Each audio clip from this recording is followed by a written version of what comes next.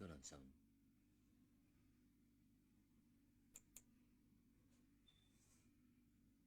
Ba't to lang sound? Yeah, okay.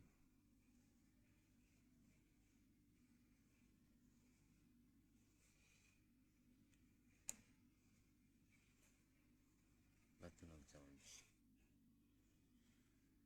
Ay, boy.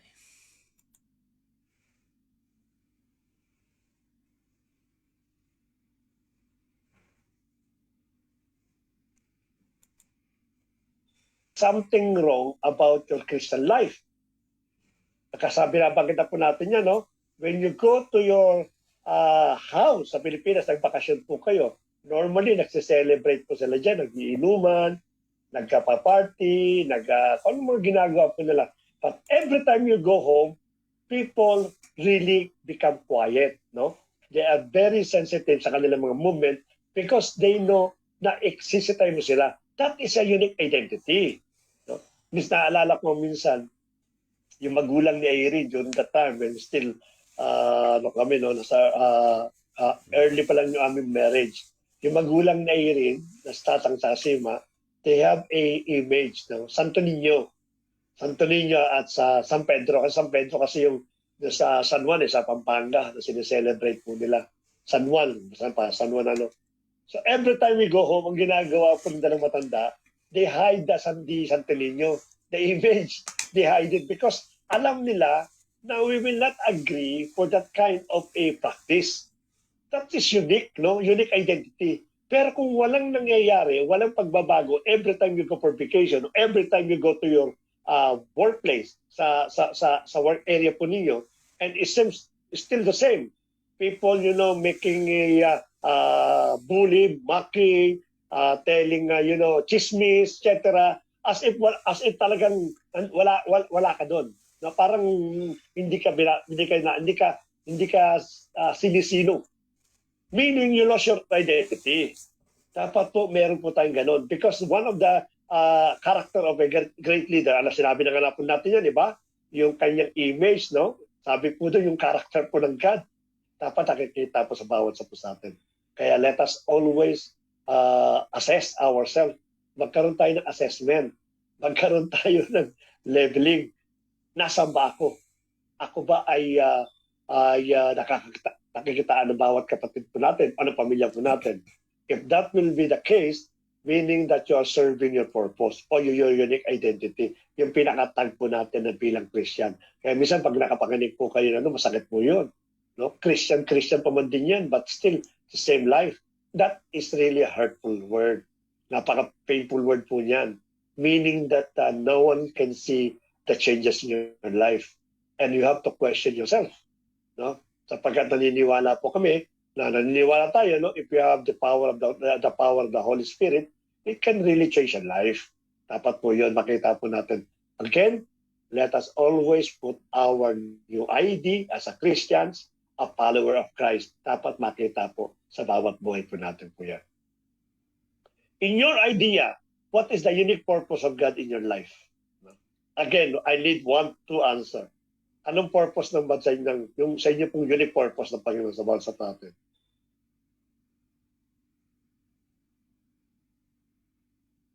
Amen, Pas? Sige po. What is the unique purpose? To save us. To save us. What do you mean to save us, Kuya Richard? That purpose, sir, Pas, kasi if we're still on the living of ungodly things or we're doing bad from the eyes of God, it means God purpose to save us. Then ito like this po, Bible study, so we can learn and we can go to church. So pagka tayo po ay nandun na nanambahan, so purpose ng Panginoon ay makilala natin siya, which is we are created from His image. So we can just follow His paths. Okay. Sige po. One more. Bago po susundan. Sige po, Kuya Nori. Sa akin lang, to guide and provide direction. Okay. To offer love, comfort, and strength Yun lang. Yan, magandang purpose yung binagit ko kay Nori. No, I hope na maging purpose po natin lahat po yun. Okay? Susundan po natin para malaman natin unique purpose po niya. I know that you know already, or maybe some of us already have idea kung anong unique purpose po ng Diyos sa bawat buhay po natin. Question, when you bought something, no, electronic, appliances, or electrical devices, anything, no? Charger. What is the most important document included in your item? Insurance. Insurance, of course. Ano pa? Charger. Operating manual, operating manual pa. Yan. Sino sumagot doon? Kuya Arnold. Kaya Yan. Operating manual. Of course, mahalaga yung insurance, mahalaga yung warranty, but the most important, that is always, no? Always included sa mga electronic devices po natin or anything appliances, it is the operating manual. Bakit po? Because of the operating manual, yung lot is the purpose of the thing that you bought. Diba? Pag bumili ka ng cellphone, may operating manual yan. Hindi mo ginagamit yung cellphone mo para kaskas lang nilalaban mo kasi parang palo-palo. Or else, masasira po yan. Because the main purpose of the cellphone is for communication. Hindi ka pwedeng bumili po ng electric fan and then suddenly ang gagawin po ninyo is ibababa nyo sa tubig kasi kapag kinagamit yung panlaba. It is not possible. Kaya nga, ginagawa ng mga manufacturer, they're putting the important document which is the guidelines or the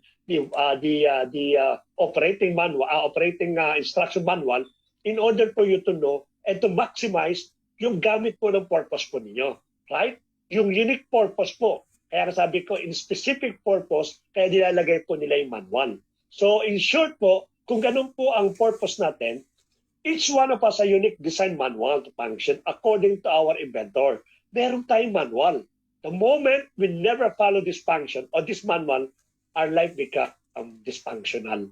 Tama po yun, no? And what is our manual? Tayo mga Kristiyano.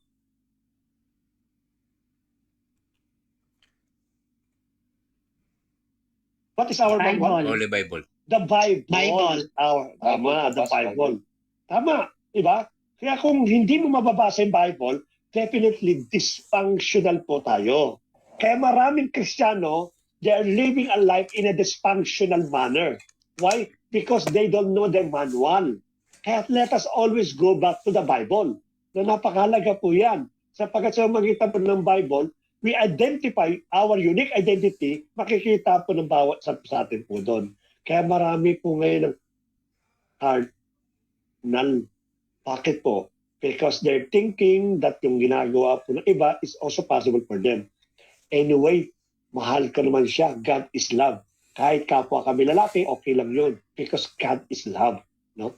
Kung titingnan po natin, as if talaga napakaganda, bakit po siya minamahal? Because, bakit kayo nagsasama? Because pagmamahal naman talaga ang purpose, ba? Katulad ng ating Panginoon, unconditional love. No? If you try to understand these things, kala mo tama. Bakit siya nagpapasa ng Soji Bill? No? Napakaganda ng kanilang nilalatang equal right.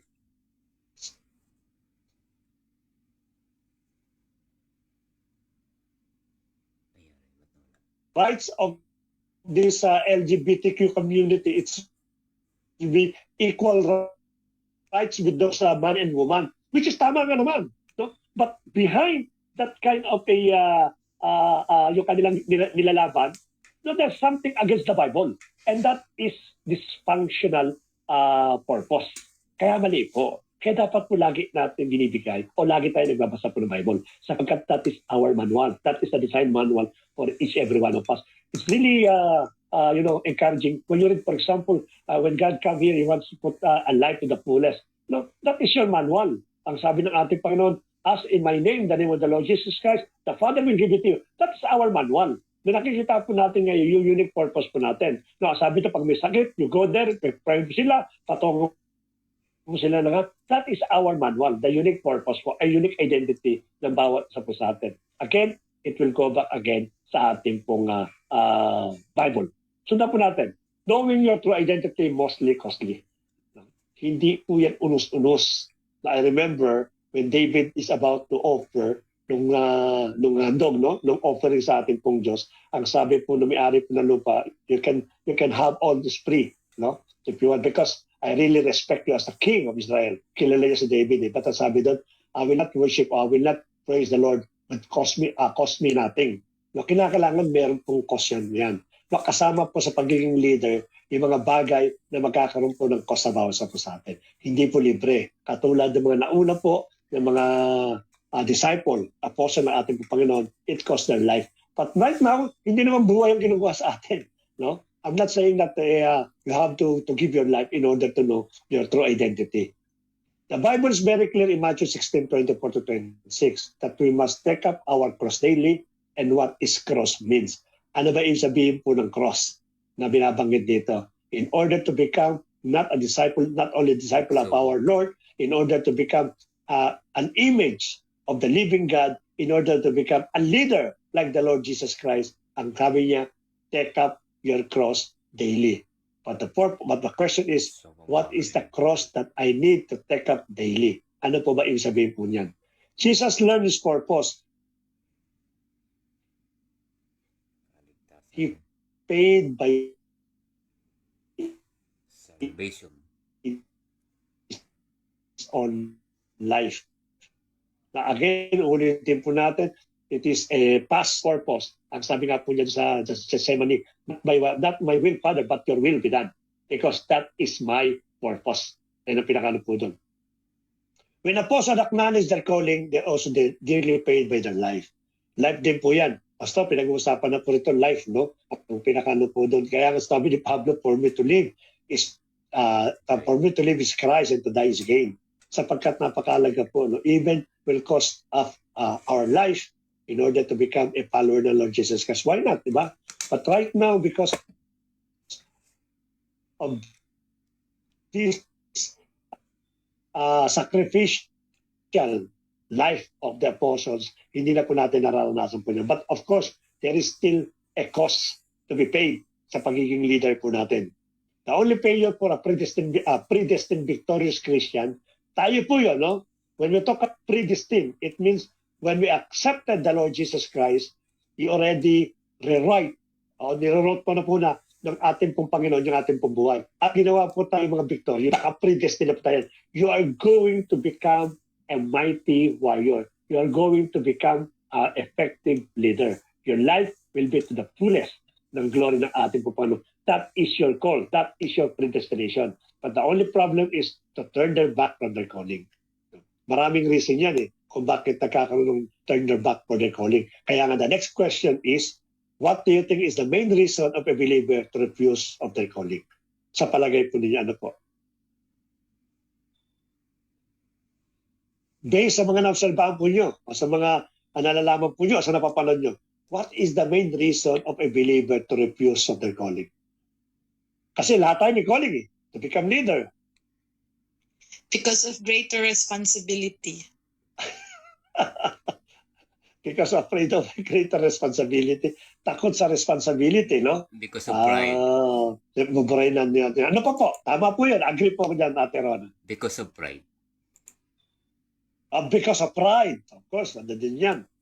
Pag may pride, paano pa? Pagkarate para malaman, maiwasan natin para hindi tayo makapag-refuse sa calling natin. I think, I think laziness din po. Laziness, no? Tama naman. Laziness din, tama. Ano pa? Atas, feeling of unworthy. Yan, self-condemnation, marami yan. Na hindi pa ako, dyan, kasi ganito pa, marami pa sinasabi, marami pang calling, no? At alam naman po natin, na a lot of a Bible character, yun din po ang reason po nila. Utal ako, tamad ako, ganito ako, mamamatay tao ako, lasinggero ako, but God never look the reasons. No? Sapagkat alam naman po natin po yan. Tama rin po yung sinabi po. Because of this. Ano pa? Sino pa po? Yeah. Lack of faith. Lack of faith or trust in God's plan. Lack of faith on God's plan. Agree din po. Tama na ulit. Kuya Dave? Fear. Marami ang fear, no? Fear yung kanila pong fear to fail. Yung fear to yung parang pansinin. Toshing. No, fear to mag-fail. Yun ang pinakano po nila. Kaya nga sabi po nila, how can you be successful if you don't try it? How can you be successful if you don't try it? Tama po ulit. Last na po. Sino pa po? Prioritizing worldly comforts. Word of vision po. Verigan. Opo, may, Arnold po. may mga ayaw pang bitawan or ayaw pang surrender. Meron mga preservation pa sa buhay po nila. Takot pa, bitawan Pastor. po yun. Apo. Sa akin, Pastor, parang matakot pa akong mag tumindig sa harapan. May fear pa rin po yun. Tama yung bilangin ko na fear. Kuya Arnold.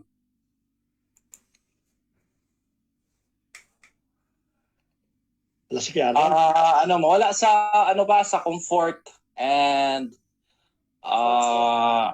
comfort zone, yes, and yung mga desire ng laman andun pa rin din. So takot iwanan yung mga bagay na yun. Kaya I think some of those are excuse. They are all excuse. Tama. Ano po Iba, ba? Stronghold. Stronghold din, of course, kasama rin yung stronghold. Kasama rin yung refuse to give up yung kanilang mga non-conformity nila. No? Marami po yung mga po yan.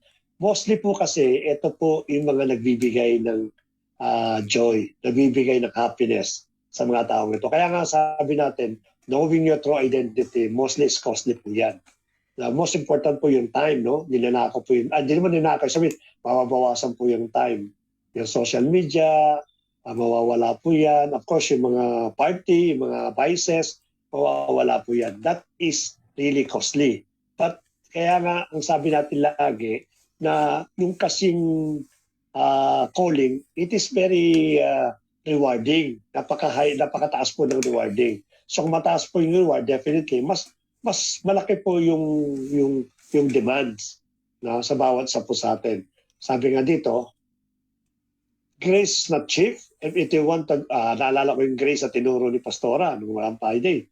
Grace is not cheap, and if they want the goods that grace provide, they must pay the price of sacrificing self on the altar of self-denial. Yun po magiging sagot po dyan. Yung ating pong self-denial sa ating pong sarili in order to sacrifice oneself.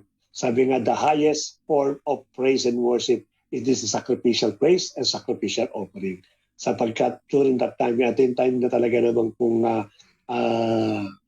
lugmo ka na, no? But still, you keep on worship, you keep on identifying yourself sa ating pong Panginoon. Purpose leads to vision. Yung purpose po natin. Actually, the next, yung pinaka-topic A leader is someone who has a sense of personal purpose that give her a reason and meaning for living, a strong sense of destiny and significance, and deep love for life. Purpose must be anchored into your vision. Without picturing your identity, you will get along the way. Yung purpose po natin, yung meaning and purpose, kinakailangan meron tayong vision. Actually, yung vision, pag-uusapan po natin yan sa mga susunod na pag-aaral po natin. No? These qualities demonstrated by our Lord Jesus Christ. Ipinakita po ng ating Panginoong Kristo yung kanya pong purpose at saka kanya pong vision. Ano po yung dalawa po niya? Para malaman po natin. Merong kasi sinabing ating Panginoon, that was hidden, yung purpose at yung vision. Akala natin it is simple verse. Ito po yun. Sa John 18:37, sabi po niya, then Pilate said to him, so you are king? Tinanong po ang ating Panginoon. Jesus answered, you say that I am a king. And that is a vision. No? Yun yung vision ng ating Panginoon. It still never happened, but since that he's looking forward to become a king, kaya nga, I am a king. That is vision. For this purpose, I was born for this purpose. Now, I have come into this world. Nangangulugan po, yung purpose niya is to come, kaya magkadakting po yung purpose saka yung vision, nag-leads po yan. Kaya yung purpose, yung vision niya to become a king, then he has to be ipanganak dito sa lupa, no? And that is the purpose ng pinakano po niya, na he came to the world in order to achieve his visions, to bear witness to the truth. And that is another vision. Ang binanggit po natin, Panginoon. Everyone who is of the truth, listen to my voice. So pinakikita po ito yung purpose and vision. why you are doing these things, Pastor? Because I have a vision of this. And this is the reason why I'm doing these things. Right? Yun ang ginagawa po natin. And that is the reason na talaga naman pong nagbibigay sa atin. Kaya yung purpose mo, dapat it will be connected to vision. Kung wala kang vision, definitely wala kang purpose in life. Because ano yung purpose mo kung wala kang ini-imagine, no? What will be your future? What will be you after 5 years, after 10 years? And because of the visions, no, nagkakaroon ka ng purpose in life. And that purpose will translate into action. Nagkakaroon po ng action po yun. Yun po mangyayari po dyan. Kaya let us always remember that the purpose will lead to your visions. Matthew chapter 20:28. Even as the Son of Man came not to be served, but to serve. And that is the purpose of God, di ba? That is the purpose of the Lord Jesus. I came here, but not to serve, but not to serve, but to be served. Para mag-serve sa inyo. Yun ang pinaka-purpose niya. And to give His life as a ransom for many. And that is the vision. No? It is always connected. Kung titingnan natin yung mga sinasabi ng ating Panginoon, He has a purpose that leads into the Lord Jesus Christ's vision. Anong vision po niya? Sagipin po yung marami. No? At ang purpose po niya is to serve in order to save many. Yun ang pinakano po niya. Kaya napakalaga po ng pagsasama po ng dalawa. No? Discovering yourself is the key to capturing your vision. Yung ating next topic po dyan is capturing your vision, which we'll discuss in our next lesson, yung capturing po visions. No? In any organization, secular or religious, vision is the key for all members taking part of their own purpose. Alam niyo po, when you create an organization, the first thing that the organization will do is to create the visions. Because that vision will lead individually for their purpose in order to achieve the visions. Diba? Or else, kung nag-create ka ng organization, or even when you are started for the church without visions, definitely we're just not hitting hitting a punch, no, into the air. Hindi mo alam kung ano yung sinusuntok po natin. Kaya meron po tayong vision na ginagawa po sa church at yung mga po itong ginagawa po. Any organization po yan, the first thing that they have to do is to define their vision. Because on that visions, there will be a purpose to serve. No? If we want to become effective leader, we have visions. What ministry should I join in order to become a successful yung ministry? That is your vision. No? I need something like this, and the purpose is this. Gagawa po tayo ng purpose. To succeed that Jesus the great I am in producing soon an effective leader, let us all embrace the church vision. Let us embrace my vision in order to become a leader. What is my vision? Which is the reason why, or the purpose why I'm doing these things. No? Sapagkat meron po akong vision. Ang vision ko po, which I hope that everyone will embrace. We are all created by God to succeed and lead. Tama po yan. Tayo po nilikha. We are here to succeed and lead. Let us remember, right now, you are just a follower. No? You are a follower. But later on, you will also lead like what I'm doing right now. There are times na darating po yun. Again, we are all created by God to succeed and to lead. God bless po and see you next Monday.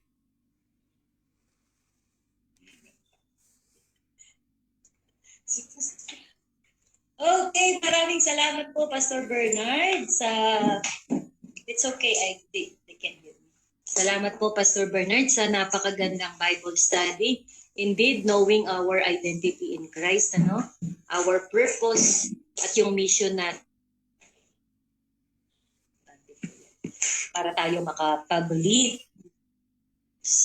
Napakaganda nung sinabi ni Pastor patungkol sa yung identity natin, yung instruction manual, yung manual, operation manual. So, dapat alam natin yun. And in every operation manual, you will see at the last part, if broken, do not fix.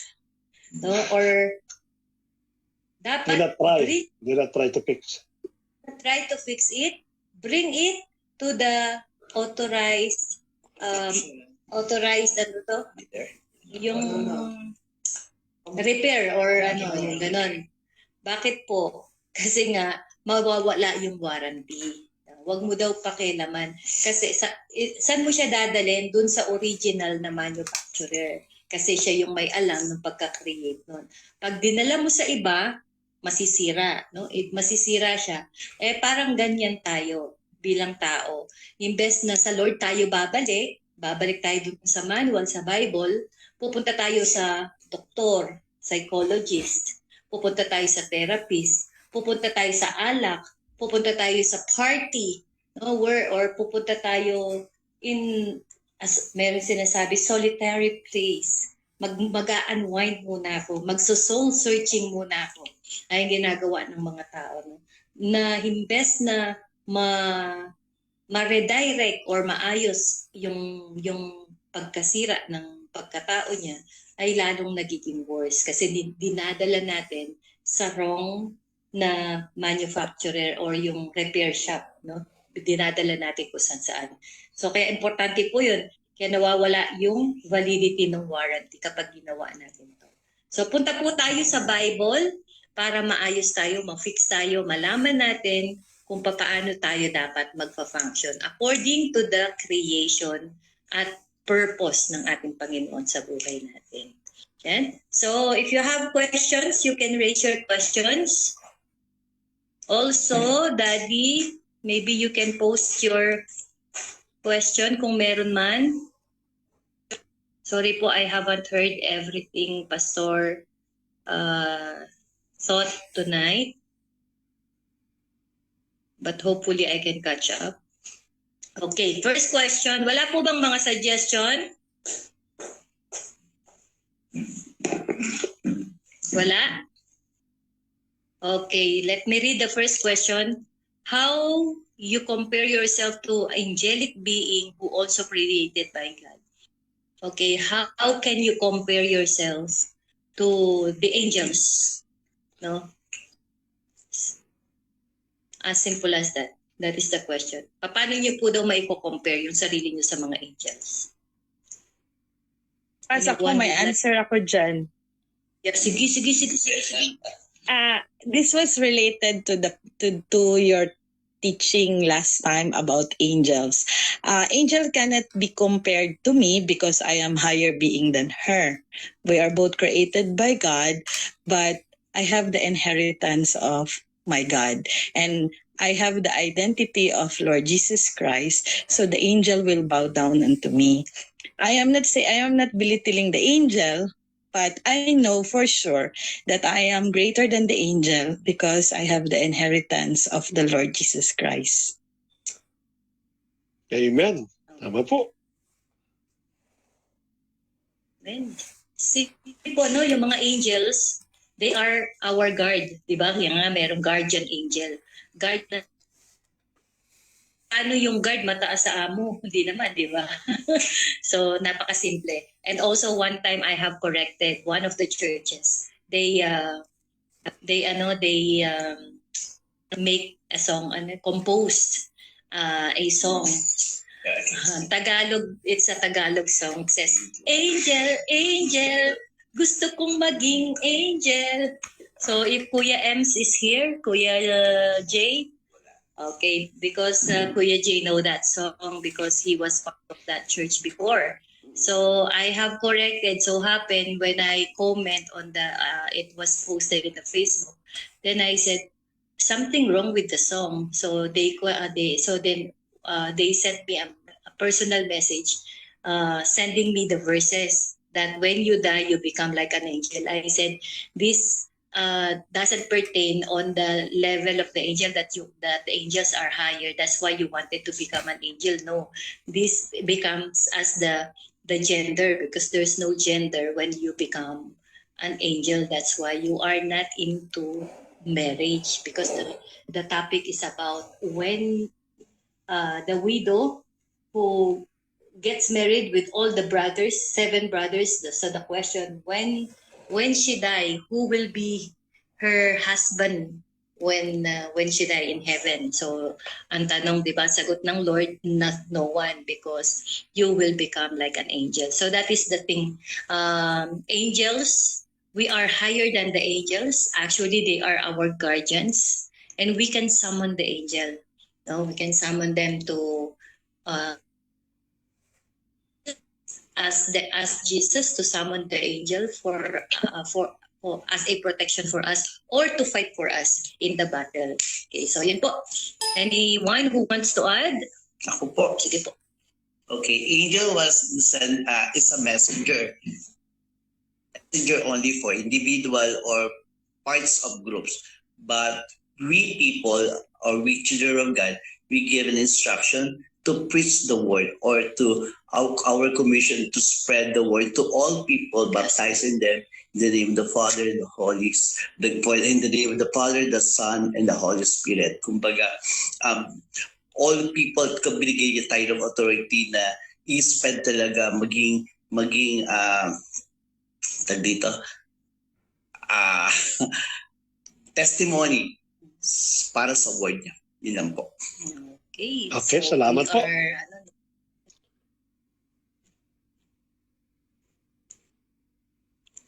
Anyone else who would like to add up? Okay po, Kuya Richard. Amen po, Pas. Angels not preach the gospel in his task has been assigned like the man. 1 Peter 1:12.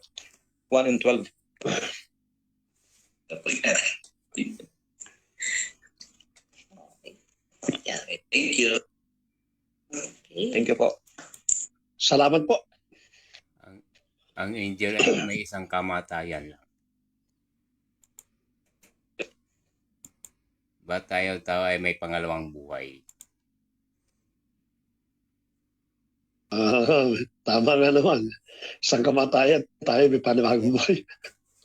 Agree ako kay Man. And of course, no, we are special because Jesus died for us, not for the angels. Amen. Because when they rebel, immediately they were thrown into the Amen. pit of hell. But us, when we sin, the Lord Jesus Christ make the master plan and didn't stop until the master plan is fully fulfilled. So we are really special. Amen po. We are the child of God. Amen. Sabi ni Sister Dorothy, we are created in the image and likeness of God. Amen. And we are the Amen.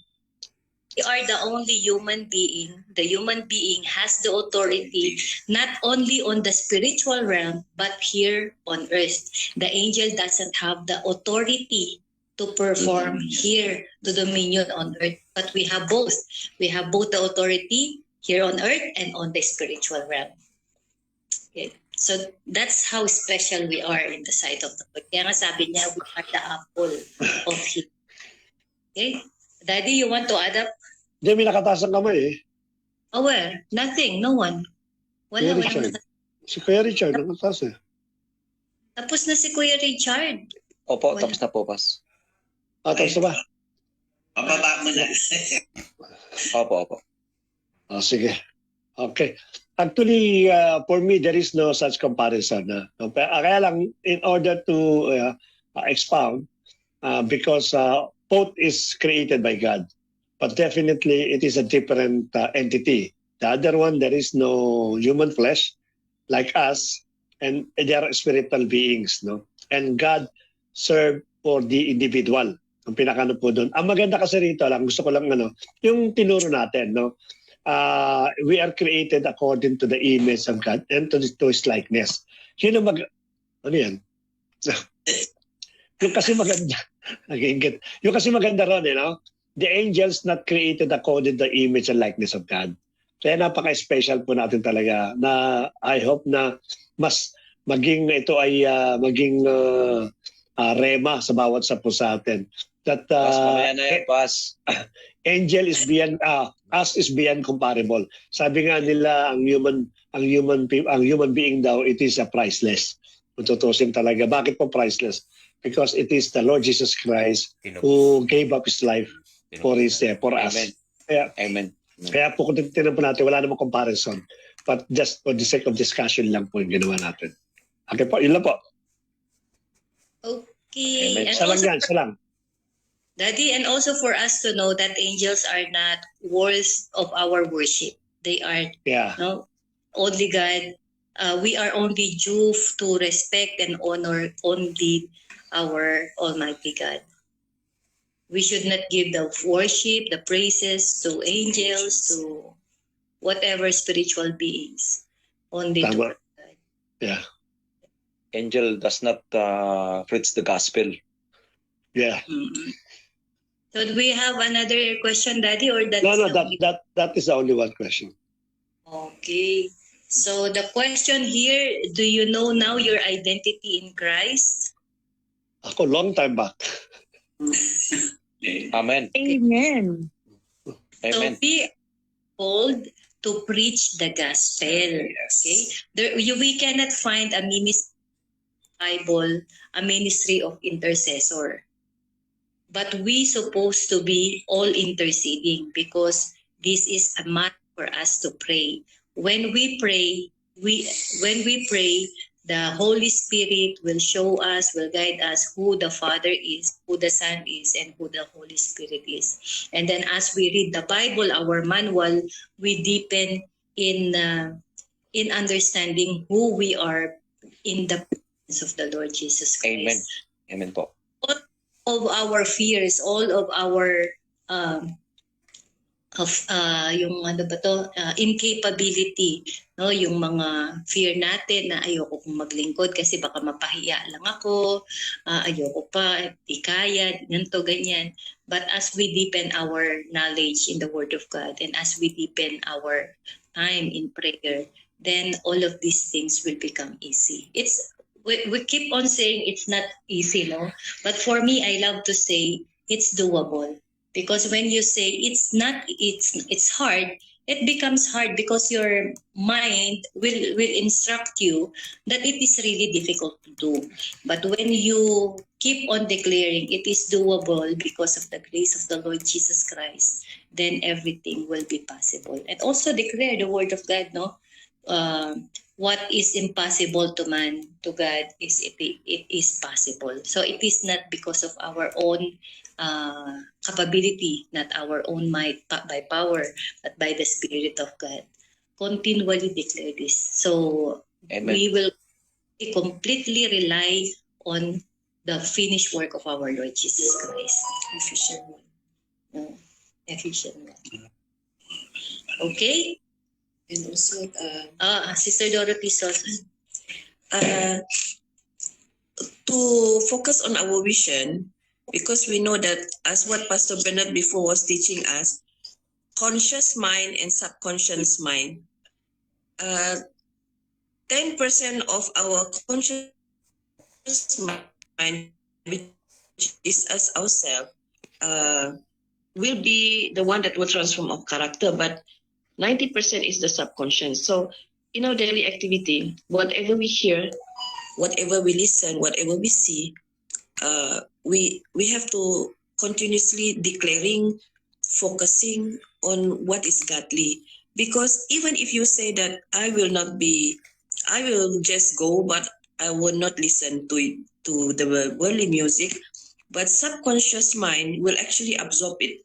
But sometimes when we keep on practicing, like listening to music, like gospel music, preaching, even our conscious mind are not focusing, the subconscious mind will actually absorb 90% of everything that you hear, you listen, even while you are sleeping, because subconscious mind will be the one that will attract and will create the character of a person. Okay. Anyway, scientifically proven, only 30% of what we read will retain, but 70% of what we hear we can retain. So that is what Sister Dorothy said. It's installing in our subconscious mind. So yeah, so we really have to choose which music, which teaching, and also I want to emphasize, no, not everything that we read we see in Reels or TikTok or in Facebook or in YouTube becomes our knowledge na, becomes our belief. No, we have, sometimes it's really good, no? It's good for the sa pagdinig natin because most of them are motivational speaker. So parang napakagandang pakinggan, uy, maganda to i-apply ko sa buhay. But it's not really biblical. No, it's not really biblical. So we really have to be Berean. So whatever we see, wow, it sounds good. But then go back. Is it really what the Bible meant about it? Is it really biblical? Is it really based on the truth? Or it is only based on... That's why I like yung... Yun, at Piron? Sino po, Paz? Pero na yung si Johnny Chang ba yun? Yung maraming tato? Yeah. Si Johnny, di ba? Oo. Ayun. That guy, I'm listening to him because some of his yung mga reels niya dumadaan. Indeed, chichik.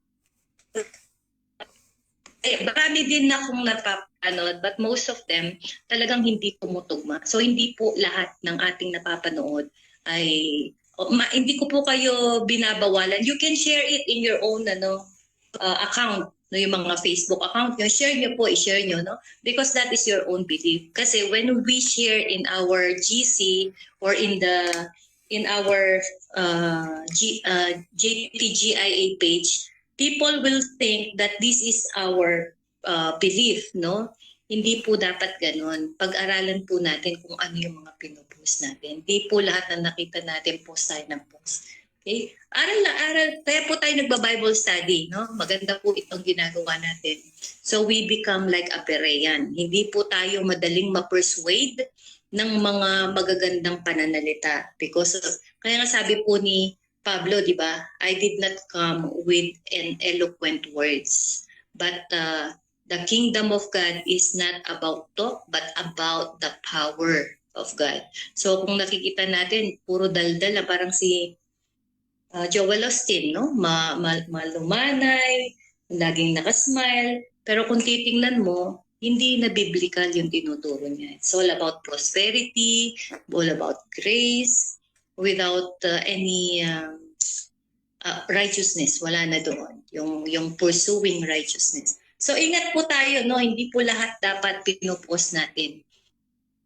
At ang mahalaga, sabi nga po dati nung aming pastor, nakakapagtampo naman, sabi ganyan, no?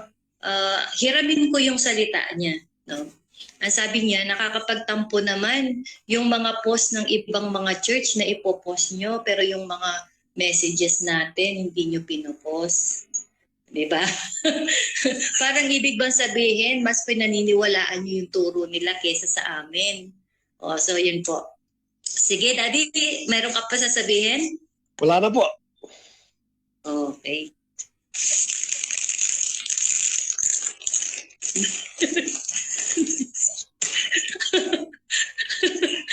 Kasi gagayahin ko yung sinasabi ni Pastor. Dinig na dinig ah.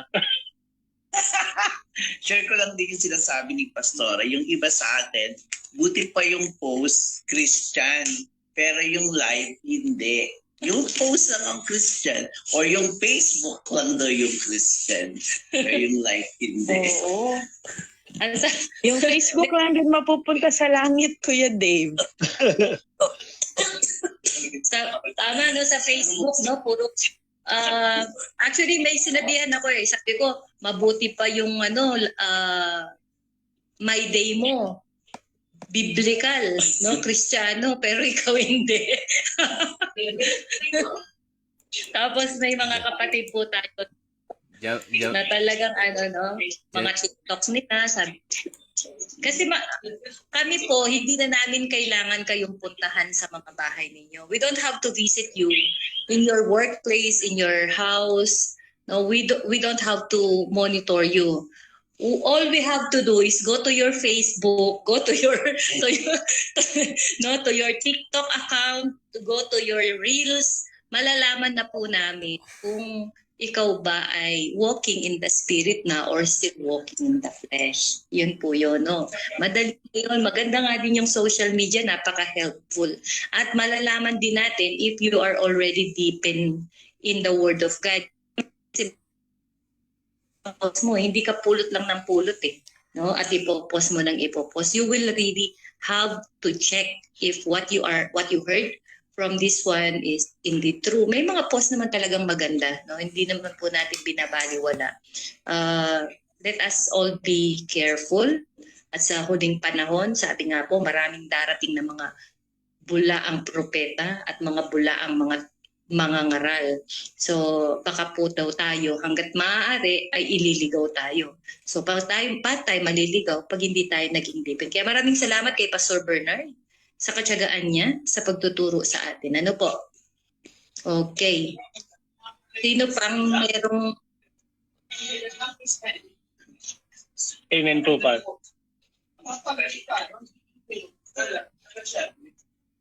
Sige po, Kuya Regan. Sige po, sino yun? Pas, yung ano kanina, yung tao niyan, yung may narinig ako, baka naman. May kumakain yata ng malutong dyan, ha?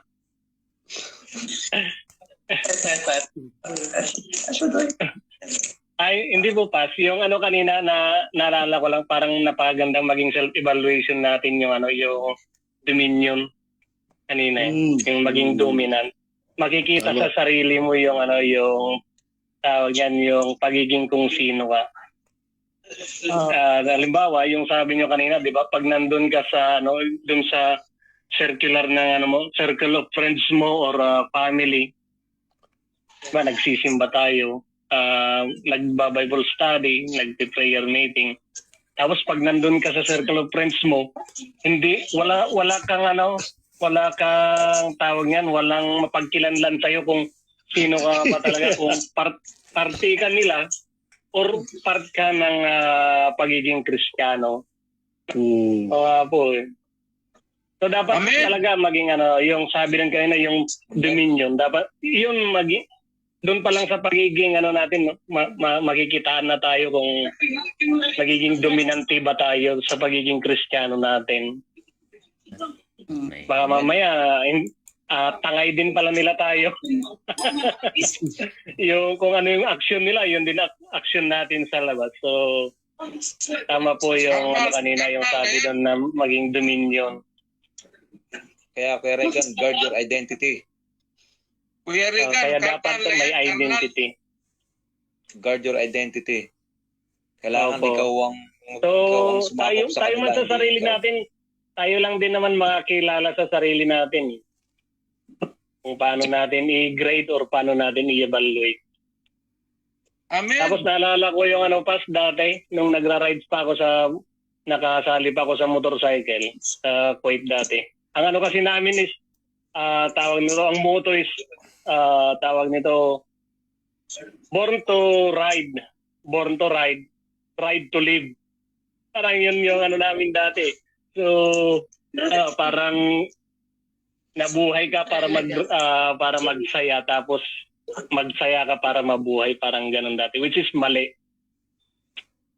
Kaya salamat sa Panginoon at nandito tayo ngayon. Vision nyo yun? Sa riding community namin dati po. Pero nung malala ko yung mission vision namin dati sa sa tawag niyan sa church sa Kuwait. Napakaganda rin eh. Malala ko yung mission vision namin dati is mission. Sabi doon, our mission is to make disciples of all nations. Po. Tapos yung vision dati is, our vision is to see 1,000 of our vision is to see thousands of disciples of Christ who are equipped, responsible, and dynamic. Yun po. Ganda yun Maganda po yung dati, vision. Is to see thousands of disciples of Christ who are equipped, responsible, and dynamic. Po. Maganda yun. Kasi yung iba napakahaba ng vision. Walang Simplihan natin. Kuya Jomel, Hi, Kuya hello Jom, po, good evening. Kakapasok ko na. paki-mute po, naririnig namin kayo. Okay po.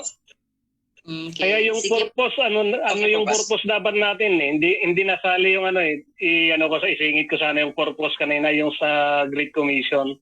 Yung sa Matthew 28:18, tama ba? Yung 28.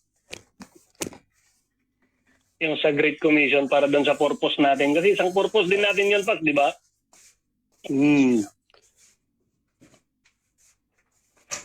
Purpose din ng isang Kristiyano. 28, Opo, Pas, amen po. Okay. 28:18 to 20 yata yun. Opo. Apo, tama po. 2889. Hanggang 19 lang. Okay, sino pa po? Meron pa po ba? So, alam na po natin ang purpose natin, ha?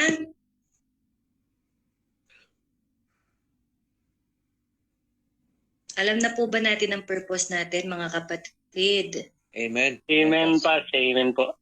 Purpose and Amen, identity. Ayan.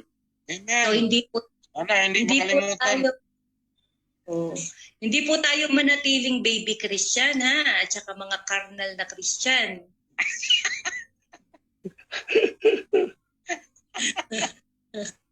Dapat, mula sa natural man, tayo ay Spiritual man. Okay. So, malinaw po yun. Kuya Nori, Yes? pabakasyon ka, ha? Dapat ikaw ang nagdo-dominate. Baka mamaya ikaw pa taga-tagay, oh. Wala, hindi Ay, matuloy. magbabakasyon ka ba, Kuya Nori? Aba? Hindi matuloy. Ay, hindi ba tuloy? Praise the Lord. Ayaw daw niya, Pas. Ayaw daw niya. Ay, hindi kasi Ano na, tinatrain. mag-exit na ako siguro. Okay. Okay. Diretso na. Pero hindi pa sa ngayon. Sige. Meron pa po ba tayong question dyan? Or mga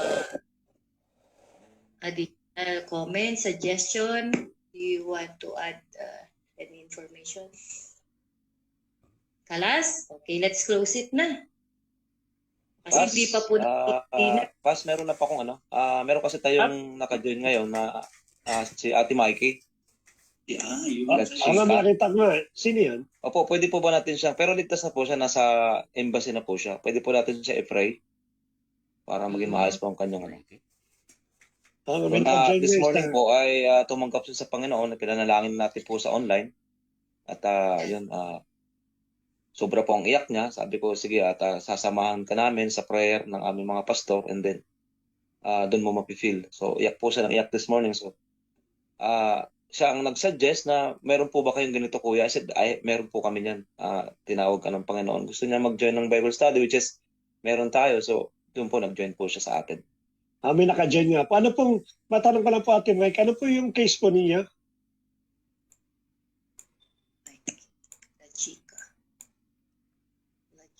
Ate Mikey, open mo yung mic mo.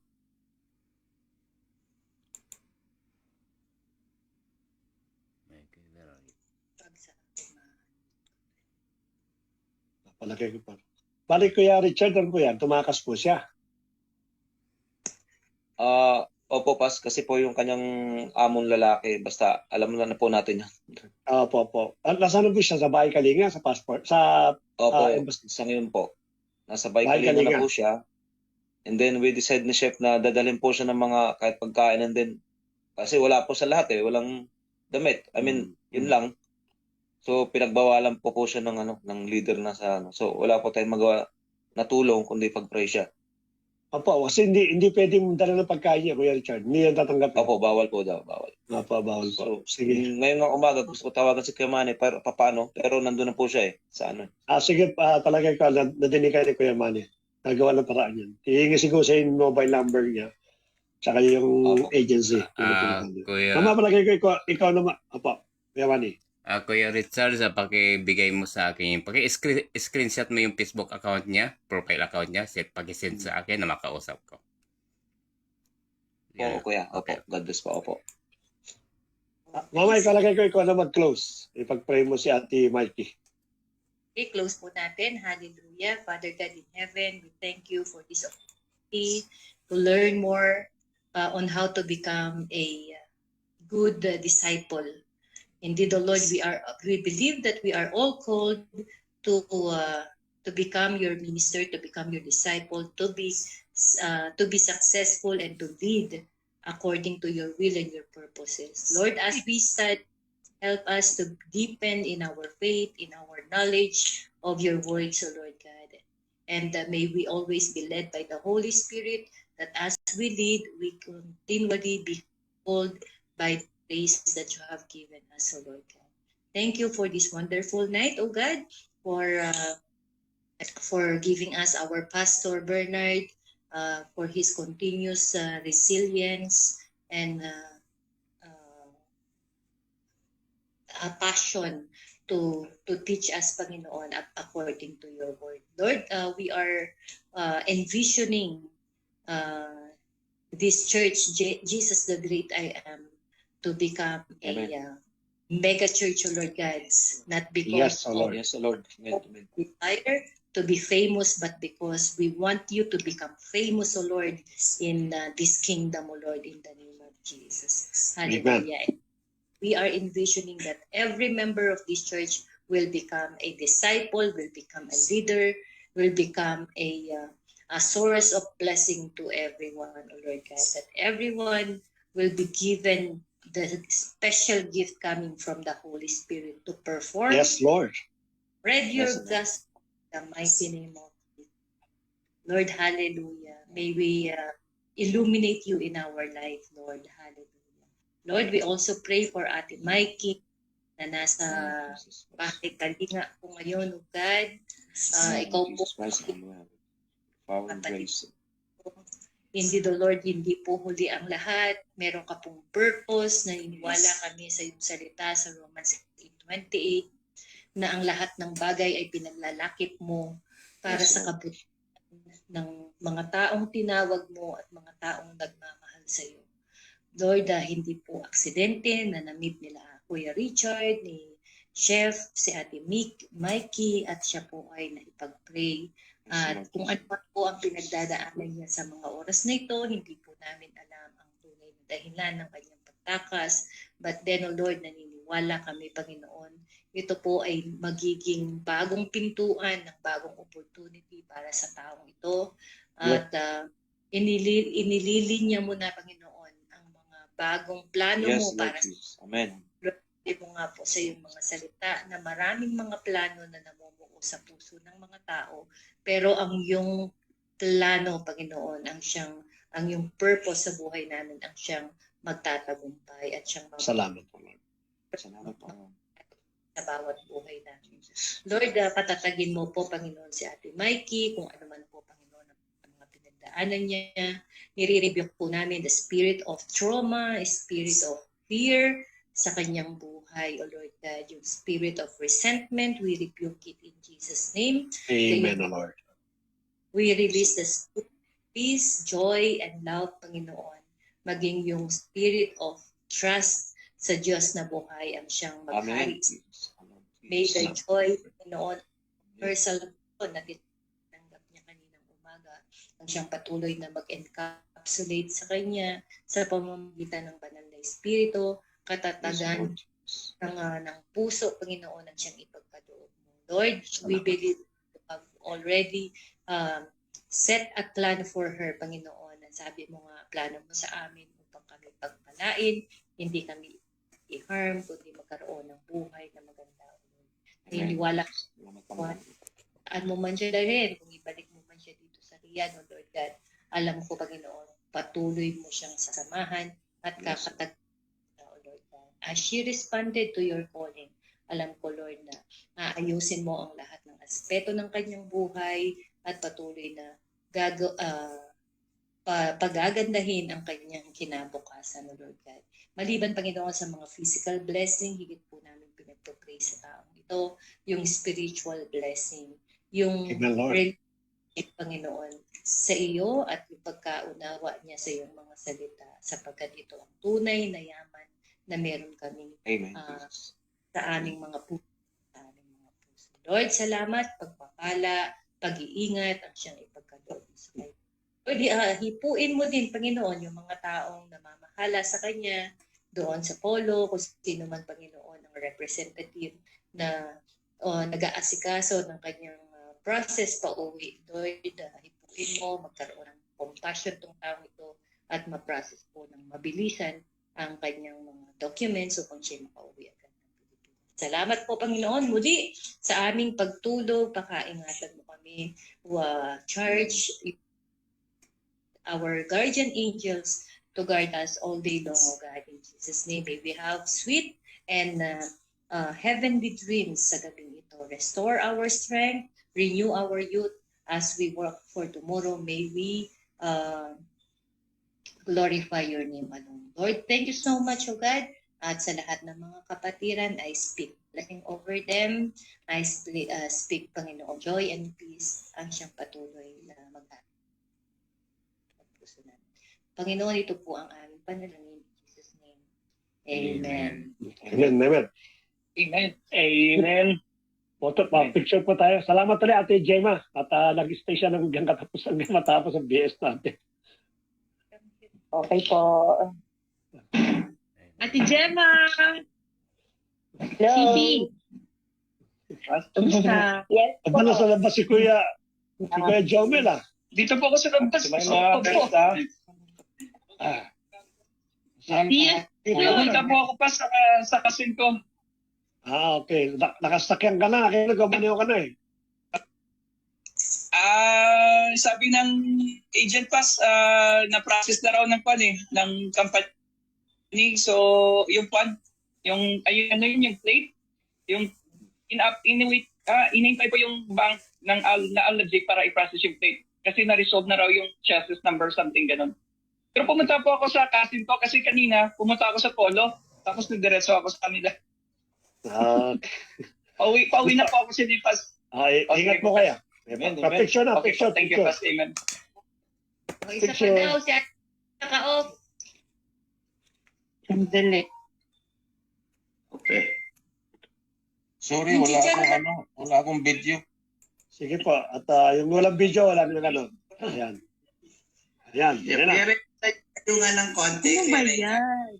Ano yan, Pas? Di ba klaro? Sarap ng pasa. Mga ano yan, mga tinapay yan. Ano. Yan, chicharon. Chicharon pa. Ayaw kong Wala, chicharon. Yan eh. Una mo na, yung pag kumakain ng dito. Ayaw kong tinapay. Ayaw kong chicharon.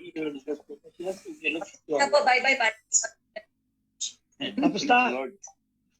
Bye-bye. Thank you. Bye-bye. May prayer meeting tayo sa Thursday, Pas? Wala po. Wala mo tayong private. Pag-aasikaso tayo ng mga lilikpitin. Po.